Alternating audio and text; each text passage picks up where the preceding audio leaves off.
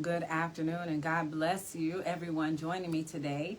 I want to thank you and give you a heads up for those who have been trying to get on live with me online for the start of this live, because we've been having some connection problems. But Lord willing, this will be just fine. May the Lord bless your day as you are pursuing Him with all of your heart, because that's what the Lord requires. That is what allows Him to see you. That's what gets God's attention.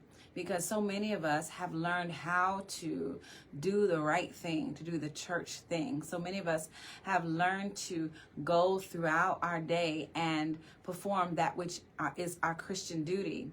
But not many have actually gone the distance to give the Lord their whole heart, because that does take a lot of effort.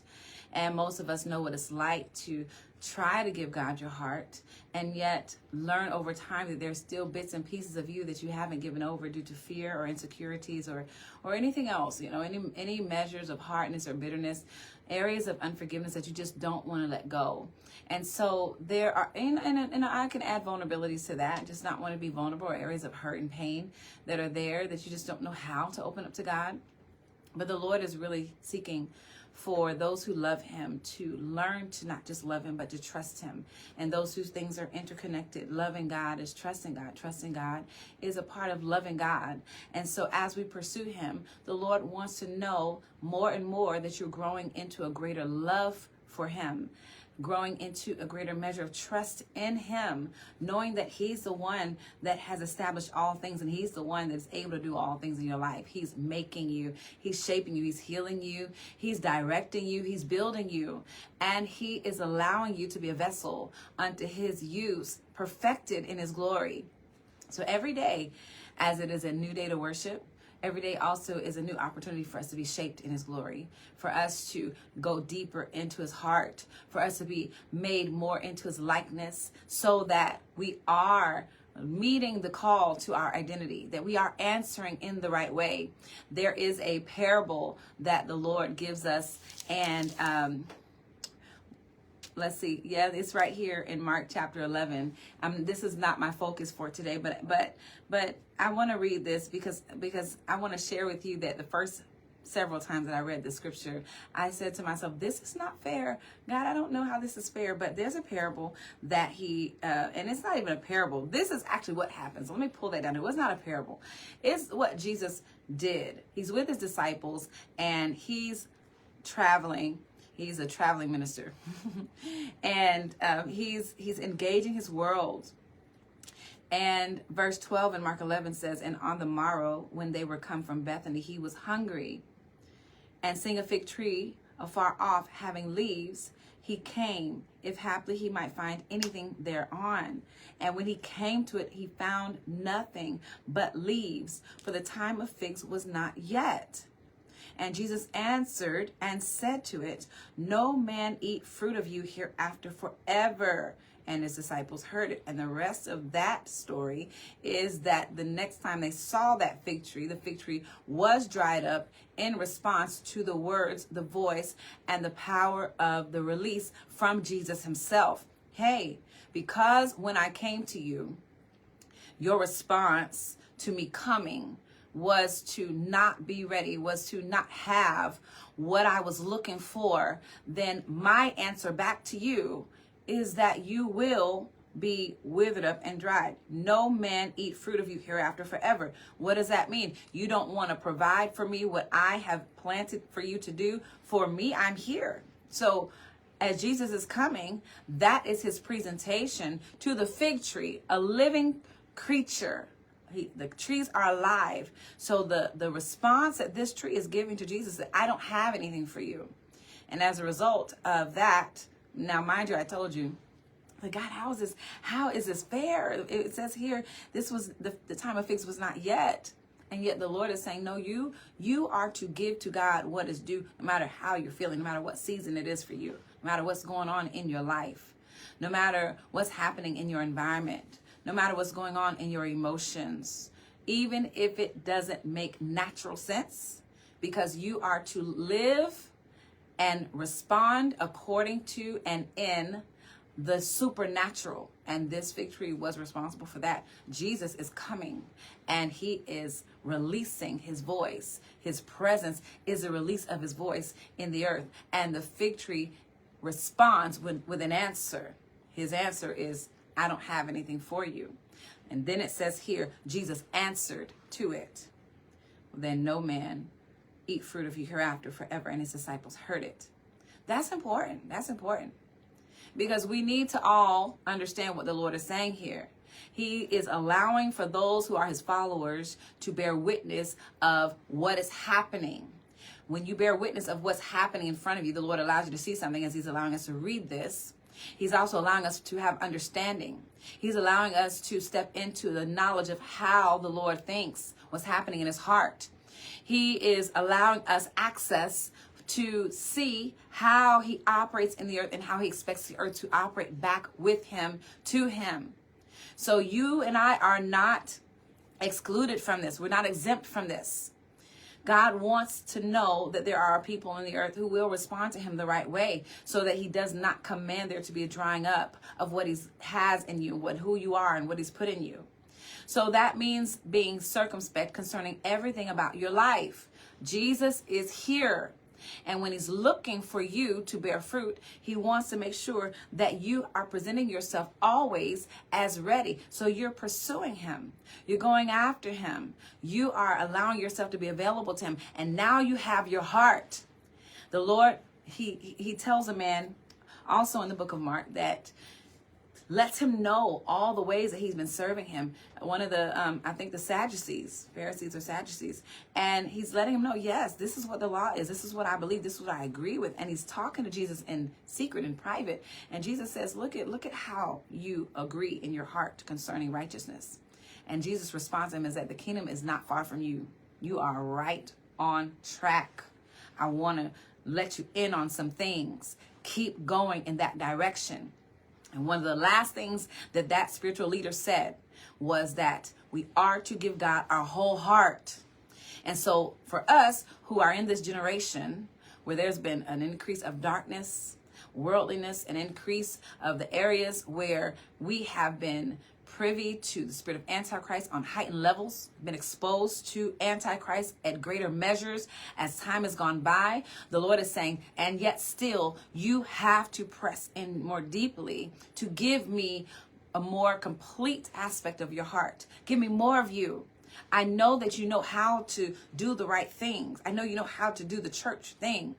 But you need to know what it is to worship me in spirit and in truth. You need to know what it is to give me your whole heart, for I am seeking such.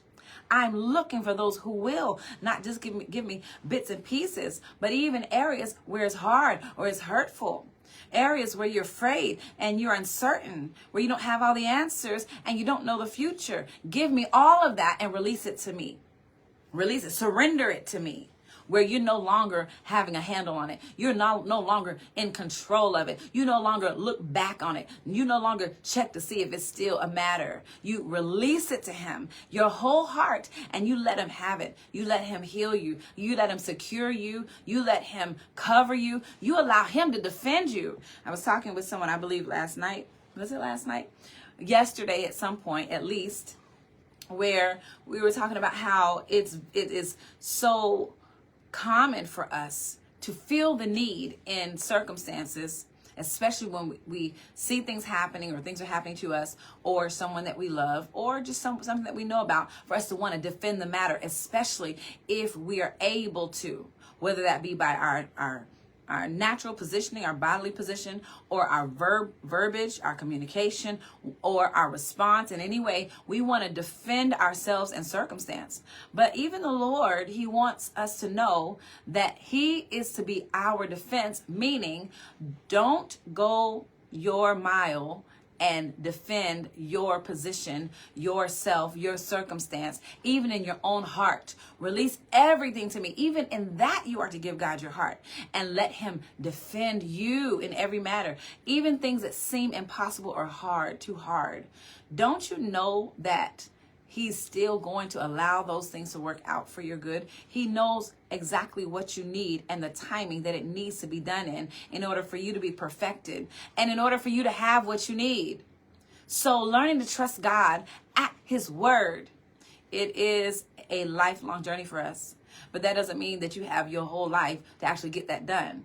So every day you're striving to trust the Lord more, to give more of your heart to him, to allow for you to surrender more and submit humbly to him more and more, because that's what he's looking for.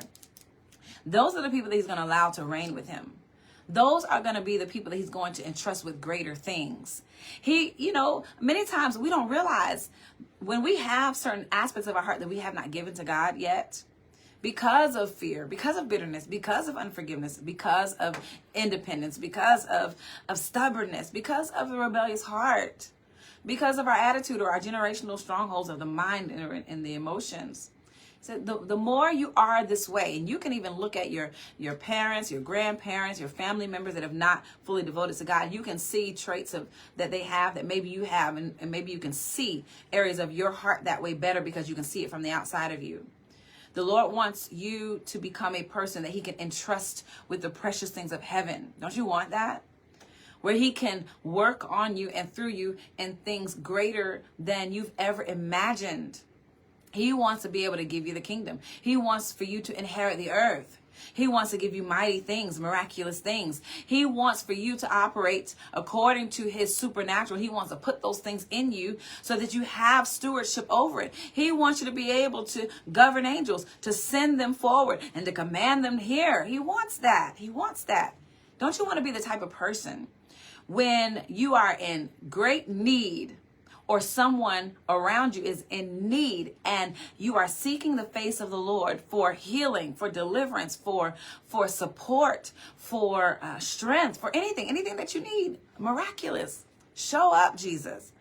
This person doesn't have food. This person needs miraculous healing. I found out this morning that someone that I've known my whole life passed away because of an illness that they had that is not to be cured, cannot be cured.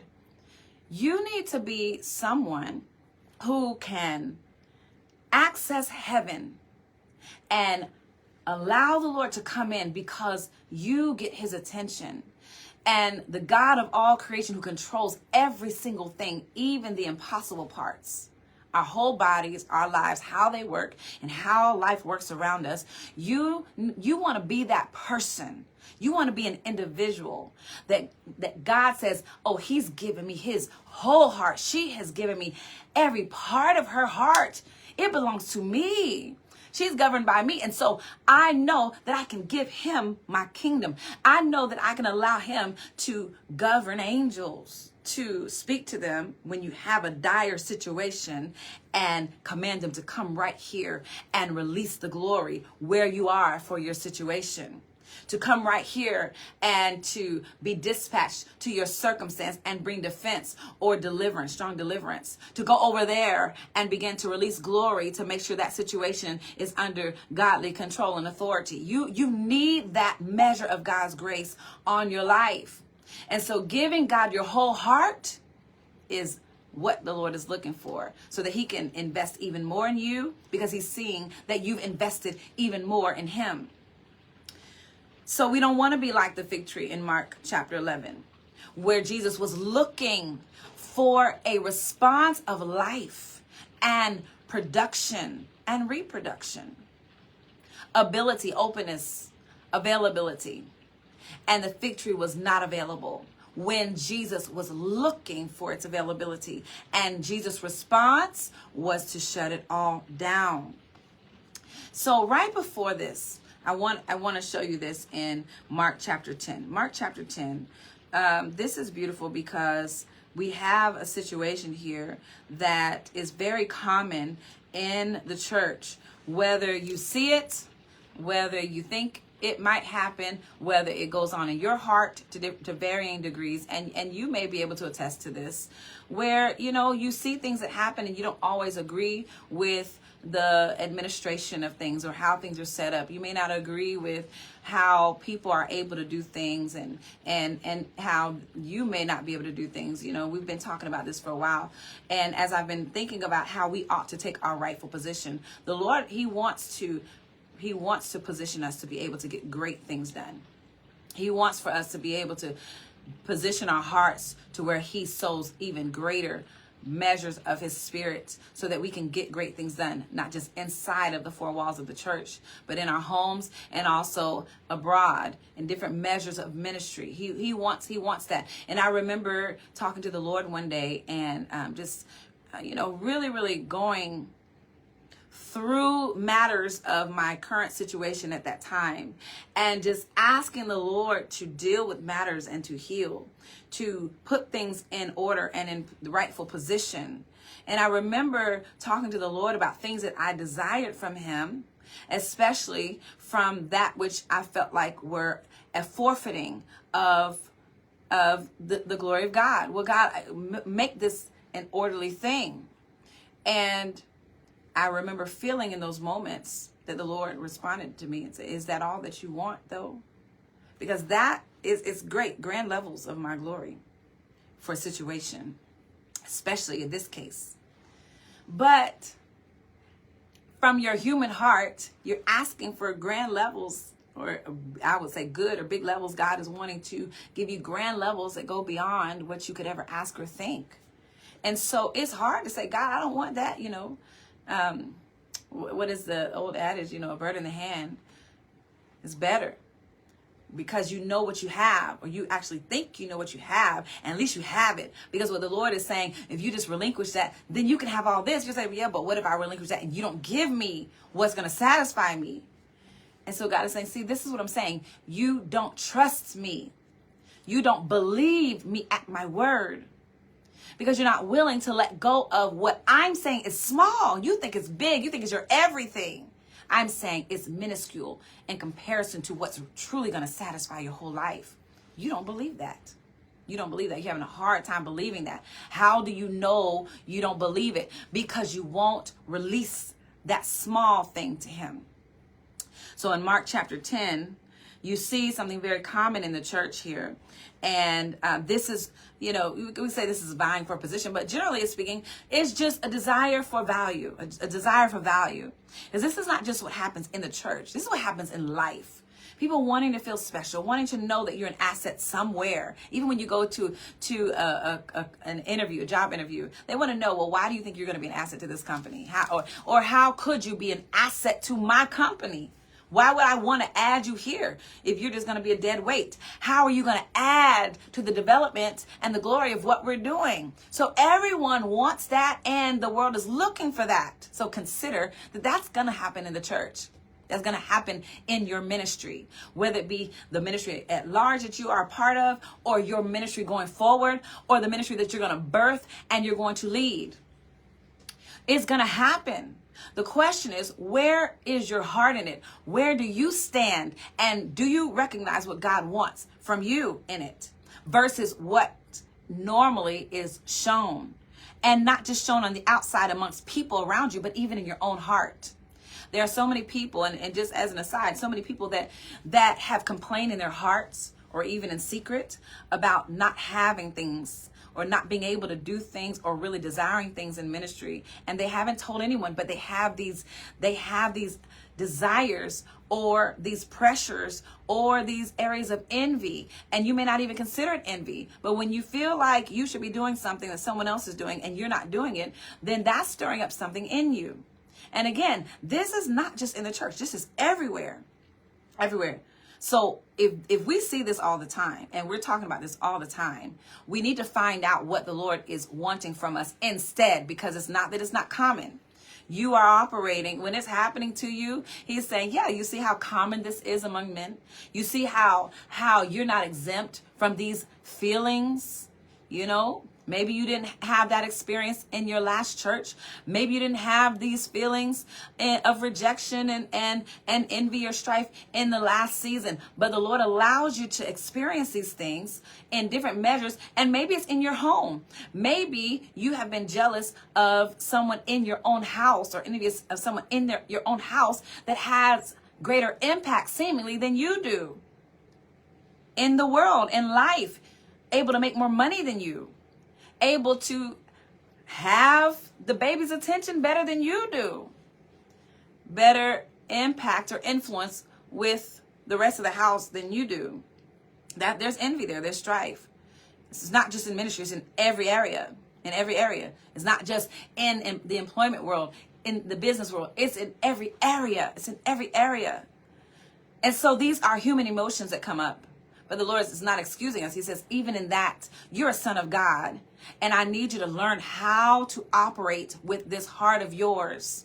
And I want you to see that these emotions are going to come up in you. So be careful how you judge others when they come up in them, because everyone to some degree is going to have to deal with their own heart. Everyone. So this in here in Mark chapter 10, and again, remember in Mark chapter 11, the fig tree, it's a human emotion of a tree emotion to not have fruit in its season. This is not the fig tree's season. So in the same sense, there's circumstances that the Lord knows that you're going to have as offense to your own soul. And yet he's still saying, when I show up, you better have what I'm looking for. So Mark chapter 10, verse 35, and James and John, the sons of Zebedee, come to him saying, Master, we would that you should do for us whatsoever we shall desire. And he said to them, What would you that I should do for you? They said to him, Grant to us that we may sit one on your right hand and the other on your left hand in your glory. The audacity, right?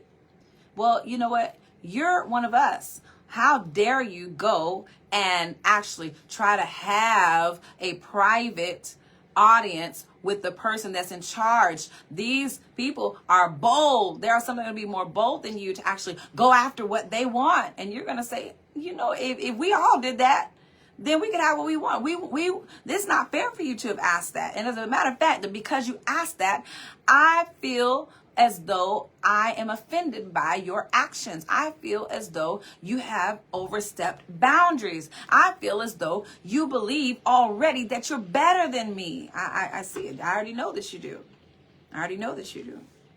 Look, you think that these two positions should belong to you, or else you would not have asked. Or at least you believe because you asked, you should be able to get it. They said to him, Grant to us that we may sit one on your right hand and the other on your left hand in your glory. But Jesus said to them, You know not what you ask. Can you drink of the cup that I drink of and be baptized with the baptism that I am baptized with? And they actually said to him, We can. You have no idea. But you know what? Jesus said to them, Yeah, you shall indeed drink of the cup that I drink of, and with the baptism that I am baptized with shall you be baptized. But to sit on my right hand and on my left hand is not mine to give, but it shall be given to them for whom it is prepared. Now these are 2 out of 12, and watch what happens. When the 10 heard it, they began to be much displeased with James and John. When you've been upset, we all have been sitting here patiently, working together, ministering together, side by side. You want to have some background talk. You want to have some secret conversation. You want to go knock on Jesus' door when everybody else was all together. You went over there when he was off to himself, and you had this conversation trying to get it in.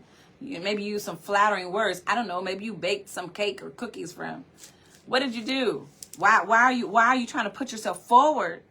So the rest of the 10, they were very much displeased with these two, as you can understand. Like, we're all striving together. Let the Lord decide. Let God do it. We're all striving in temperance and patience. What are you doing? I don't like that. That's not fair. Where's the justice? Verse 42, because in their hearts and minds, you can see how they can start to defend themselves. You know, they can start to want to defend each other. Wait, how did you think that you're better than that guy right there? What is it that you thought? So You can feel on the inside how strife can start to come. And you should be able to know within yourself when strife is rising. You should be able to know within yourself when you feel like you need to defend yourself against those that you believe are an effort of any kind of pain or rejection towards you. You know what that's like. When you may feel a sense of loss or fear of loss because of other people's actions or communications. And so the desire to keep yourself safe, the desire to live and not die, the desire to keep yourself in position of strength, it's going to come up. That's you defending yourself. That's you defending yourself. So when the 10 heard it, their natural inclination rose up. They were not happy with James and John. And Jesus knew this. He understood. Verse 42. But Jesus called them to him and says to them, you know that they which are accounted to rule over the Gentiles, they exercise lordship over them, and their great ones exercise authority upon them. But that's not how this thing works. It's not how this thing works. So shall it not be among you. But whosoever will be great among you shall be the minister, servant. And whosoever of you will be the chiefest shall be the servant of all. For even the Son of Man came not to be ministered to, but to minister and to give his life a ransom for many. You want to be in the forefront. You want to feel special. You want the Lord to bless you tremendously. And you should go after the favor of the Lord by favoring God. You should go after being prioritized by God by prioritizing God. You should go after great love from God by loving God more. You should want God to anoint you to such a degree that you're able to do great things in the earth, because great things need to get done. So it's not a bad thing to want God to work mightily through you. But what God is addressing here is the heart. What is he letting them know? Hey, you guys have got it all wrong. You're upset because you can tell that they were looking for some kind of glory, some stardom, right? You felt that. You understood what you saw. And many times, and you can, within your heart, to be honest about this, many times you can tell when somebody's putting themselves forward. You can tell. You can hear it in their speech. You can see it in their body language. The Lord can give you a certain measure of discernment and perception. You can tell when someone is trying to vie for position or having some type of competition amongst others. You can see it. You can maybe even feel it at times. So that, out of honesty, I'm not telling you to go and talk about it with anyone else. As a matter of fact, make sure that you don't. I'm saying that you're not, it's not hidden from you for you to be able to feel what it's like for someone around you, even if it's yourself, to want to put yourself forward, or for someone to want, you can tell they want position, or they want to be seen. They want to be heard. That's not for you to go and talk about it. That's for you to understand what God is presenting before you. Because the fig tree in Mark chapter 11 had Jesus presented before it. Fig tree, what is now your response? I understand that in your season, this season, that it is not for you naturally to produce what is supposed to be asked for in a moment, the figs. Naturally, this is happening. This occurs. So naturally, these things are happening all around you with all the different personalities that you are exposed to. Naturally, this is happening around you in your household, because in your house, there are people that are still better than you in certain things. Regardless if you're male or female, even if you're the parent or the grandparent, sometimes your children are still going to be better at you in certain things. And I'm not just talking about skill. Sometimes it's in wisdom and in poise, disposition, and know-how. It could be in anointing, spiritual gifting.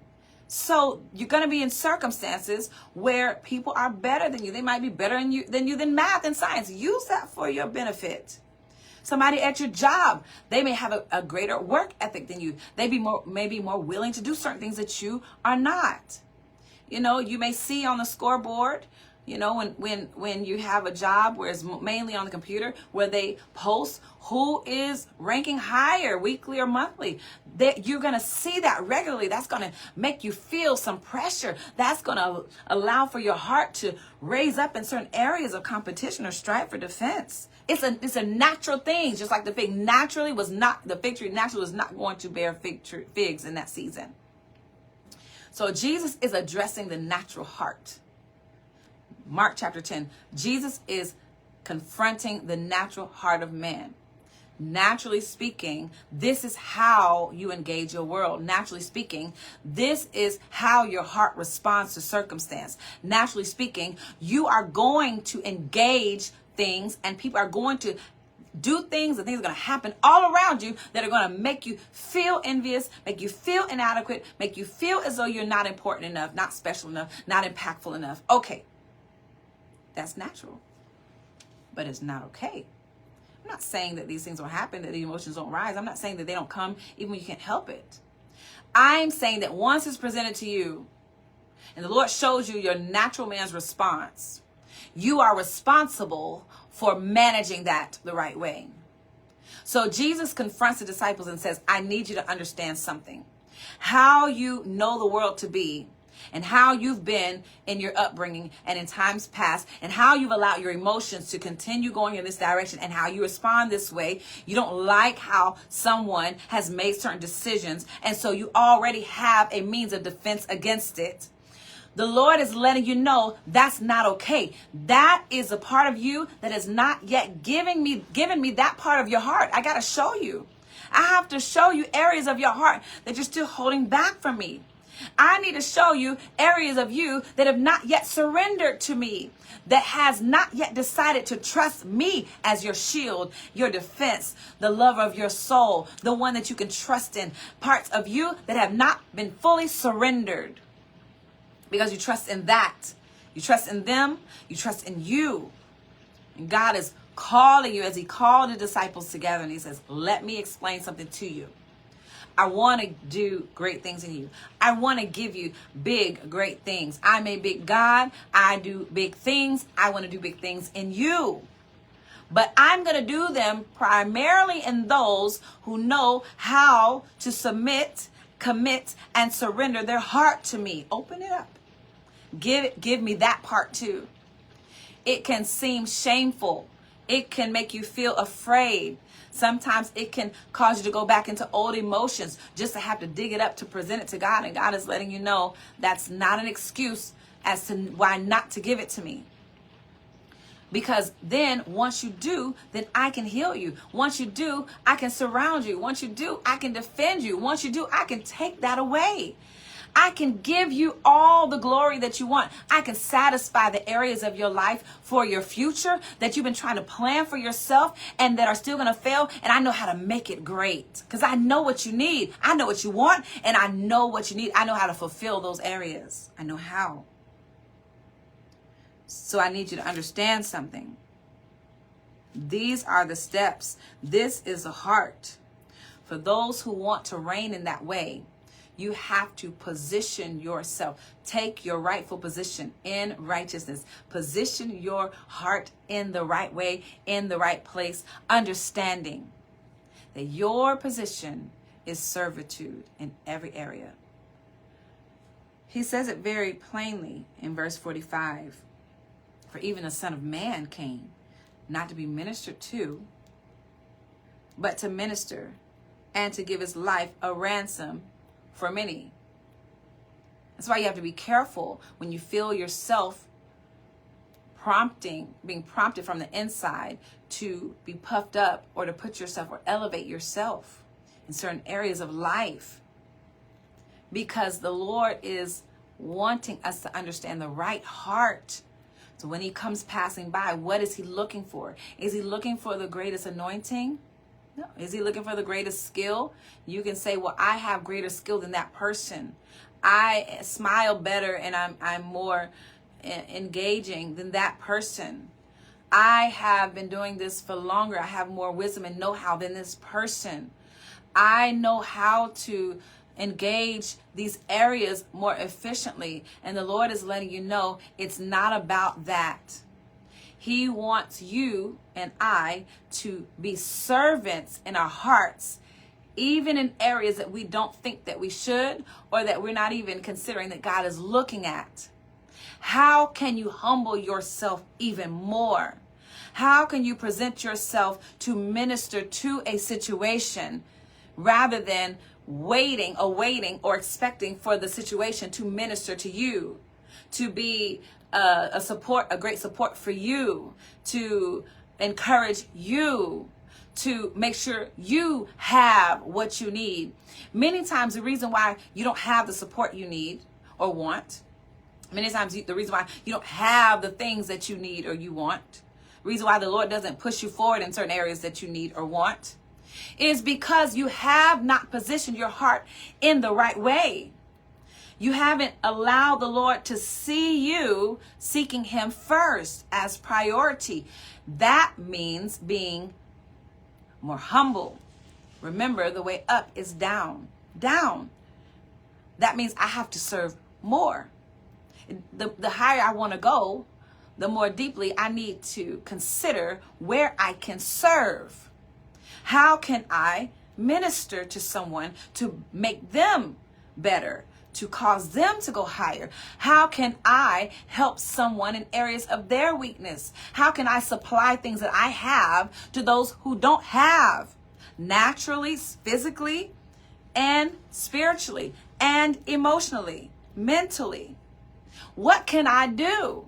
And many people can say, I've been doing this for so long, it's time for someone else to do it. I remember that hurt my heart so bad when someone made that statement to me as we were transitioning from one position of ministry to another, basically moving into another location.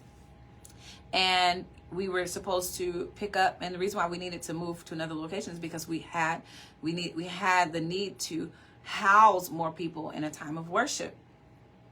And so as I'm setting up the different committees and pulling people together according to what I believe they would be best in, I was asking for certain individuals to help me in certain areas. And one individual said, well, I know that this is a need over here because we've needed it for years in the last place, but I've been doing it for years. Isn't it time for someone else to do that? I want to do this. Well, I mean, it's not as though others can't do it. And it's not as though I wasn't going to ask other people to do it. But isn't it important for us to make sure that what's needful, some of the base things, the foundational things, whether it's concerning a building, whether it's concerning the needs of a building, whether it's concerning financial needs, whether it's concerning people's needs, groups, the needs of groups. You know, I've been doing this for so long. I think I should do this greater thing. I think this is greater. Let somebody else do these lower things.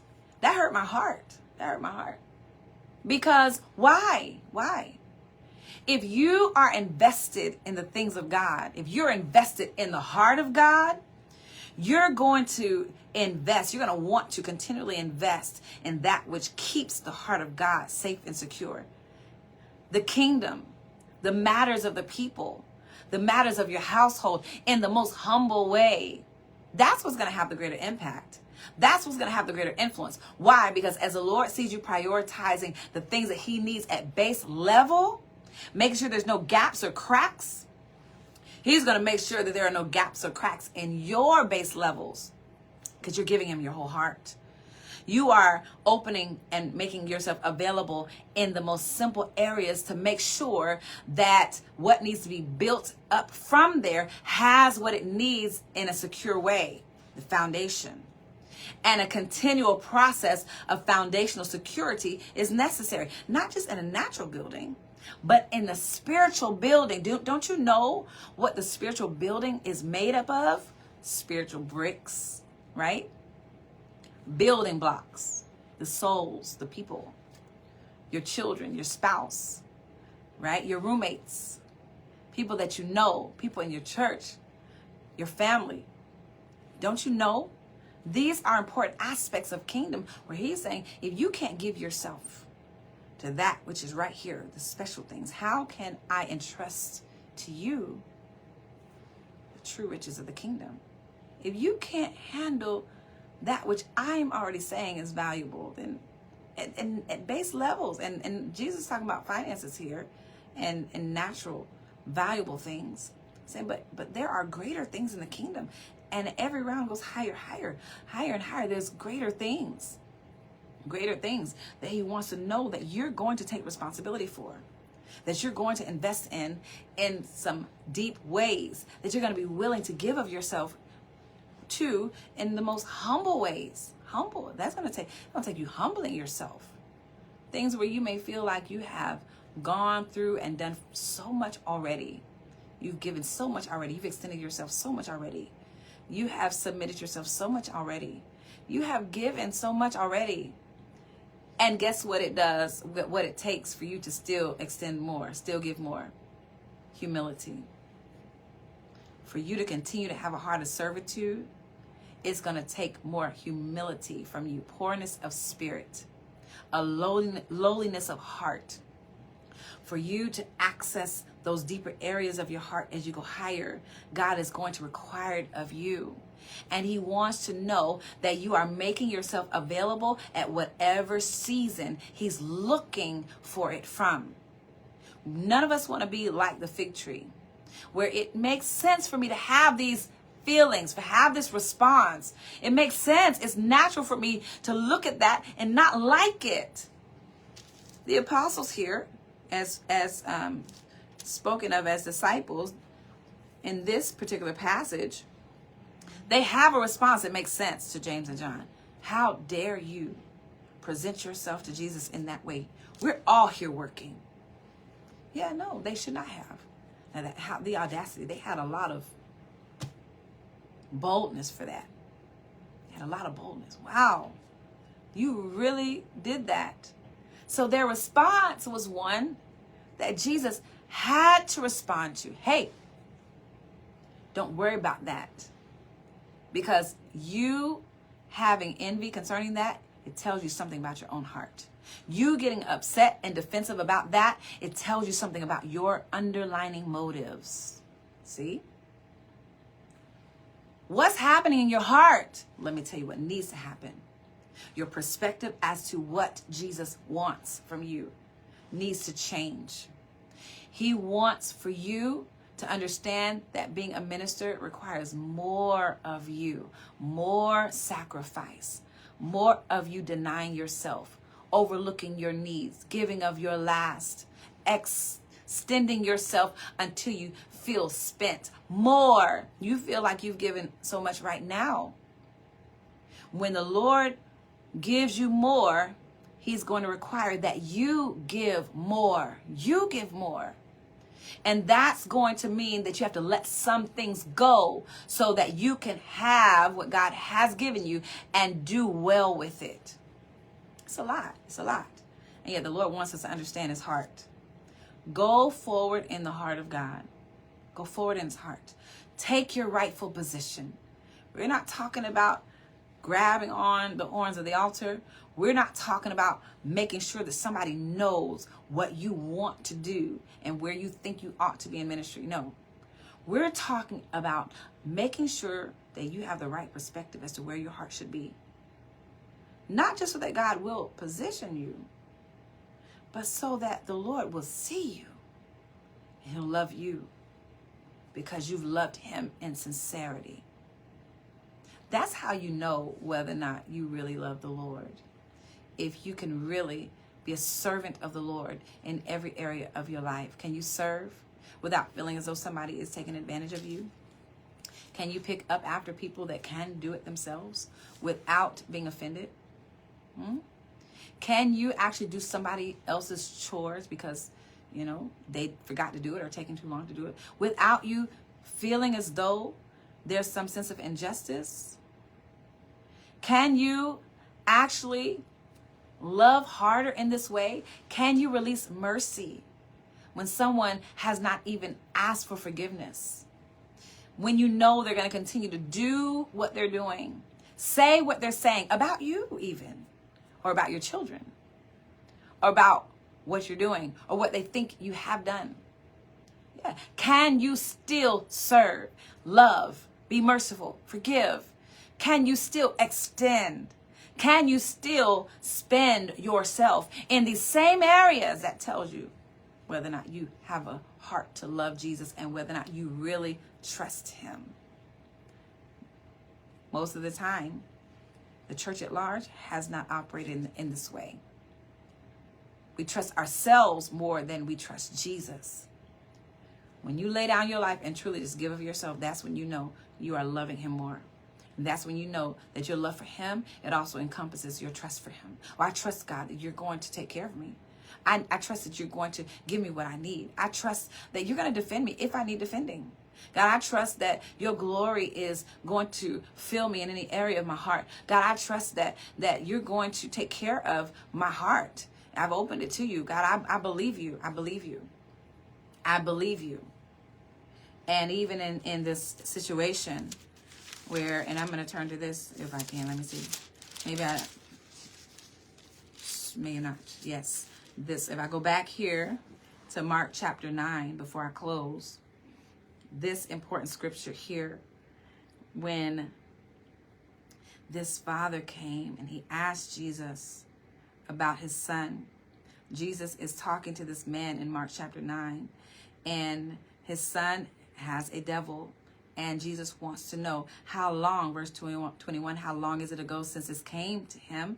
And he said, of a child, and often it is cast him into the fire and into the waters to destroy him. But if you can do anything, have compassion on us and help us. So this man is coming to Jesus. If you can help me, please help. Jesus, help me. Jesus, if you can extend your hand, please, I'm begging you. But Jesus turns the responsibility of the matter right back on the man. He says, Jesus said to him, no, if you can believe, then all things are possible to him that believes. Oh, no, you're putting the responsibility on me. Jesus, if you can. No, if you can. The issue is not my hand. The issue is not my abilities to release my power and life and authority. The matter is your heart. Do you believe? And we love his answer.